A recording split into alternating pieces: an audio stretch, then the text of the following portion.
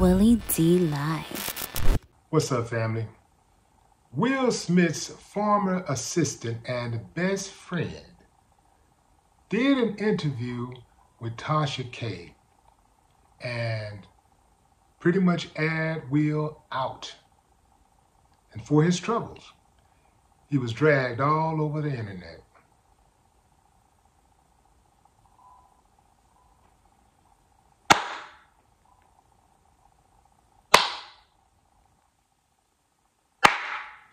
I ain't got no problem with that. Here's why. Why the hell did we have to know that in the first place? Brother Bilal is what he calls himself. He should be called Sister Bilal because he got them feminine ways. Yeah, he called himself trying to air Will, but he's the one that seems to be getting bent over. He's the one that acts like a woman. All that gossiping. Family, I'm going somewhere with this, so bear with me. And I'm going to try my best to not, well, I was about to say go deep, but I'm going to try my best not to be as vulgar as some of the stuff dude described is. This is some of the quotes that he made during the interview. I opened the door to Dwayne's dressing room, and that's when I saw Dwayne having anal sex with Will. There was a couch, and Will was bent over the couch, and Dwayne was standing up, killing him, murdering him. It was a murder scene in there. We'll come back to the murder scene. If a woman is used to something the size of a baby leg and you come in with a pinky toe, there is nothing you're gonna do to please her. If she itching for that baby leg, she want that baby leg, he said, referencing Jada Pinkett Smith. He also said this: during the latter years of our friendship or our relationship, Will was not my friend. I was his friend.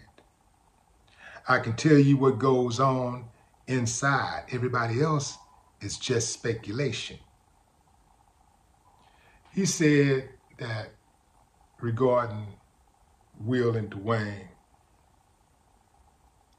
having relations, he said he was running around looking for Will at the same time he was at some event, some Hollywood event. Hollywood is a hurry up and wait type industry.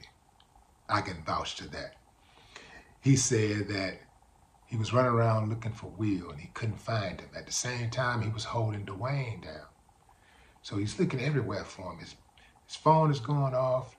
People are radioing him. He's like, damn, you know, this sounds like Will. Where is he? Where is he? Looking all the way around, looking everywhere for him.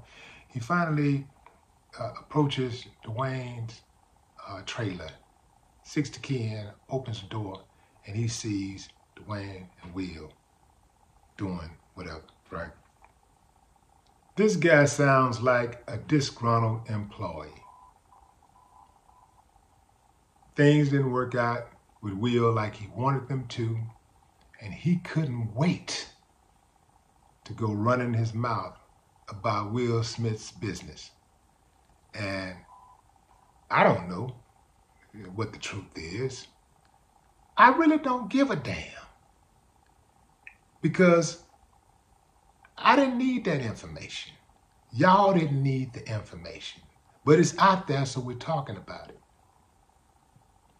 This, if it is true, this is Will Smith's story to tell when Will Smith deems it appropriate to tell. Or perhaps it's Dwayne Martin's story to tell when he deems it appropriate to tell, if we are to assume what dude is saying is true. And furthermore, this is why I don't have an assistant today. I've been looking for an assistant for about 2 years. It is very hard to trust people. When you get an assistant has to be an extension of who you are. You gotta pretty much tell an assistant all of your business. They know all of your business. They know banking information. They know where your mail's going. They're receiving the mail oftentimes. They know everybody you're meeting with, who you're around. They're all up in your personal business, your finances. They know a whole lot about you. If you are sick and you need a particular type of medicine, you don't want nobody to know. They know. They know. So it's very hard for me to trust somebody with all of that sensitive information, because I've seen too many times where these so-called assistants and best friends, but assistants in particular, who will betray the relationship. As soon as things go bad, they telling everything. They can't wait to tell everything. And an NDA, you can't stop a person from talking with an NDA. Yeah, you can kind of spook them a little bit, but they're going to tell somebody. And sometimes, once they feel that they've gotten everything they need to get, some of them feel like they ain't got nothing to lose, so they tell anyway. So NDA can only go so far. Really, this is the way that I live my life. If you really don't want nobody to know your business, you probably shouldn't be engaged in any type of business. Like, because what's done in the dark will come to light.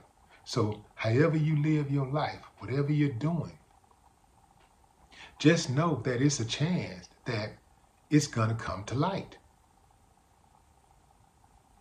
But again, fam, this wasn't Dude's story to tell.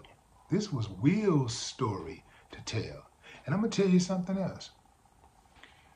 A lot of us, we're reporting on this story. People are throwing their comments out. Some are in support. Many are in support in this situation. But then you have those who are trolling. People are laughing and everything, and it's all funny. But nobody's concerned about that man's mental health. Like, this has to be taking a toll on him. You know, first the Jada memoirs, which he seems to support, but it's impossible for that not to have some effect on him. Then, you know, a best friend come back, another best friend come back and hit you with another blow. I believe every great friendship deserves at least one great falling out. Otherwise, how would you know if it's great, if it hasn't been tested? But there are some things that you can do in a friendship that you can't come back from, at least the way I see it.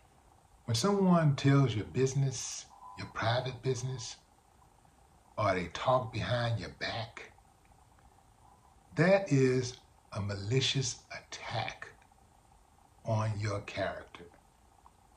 And I don't forgive people for stuff like that. I can't trust them anymore. We have an argument about something trivial or whatever, or even something serious. Cool. We can get over that. We might be able to get past that, depending on what was said.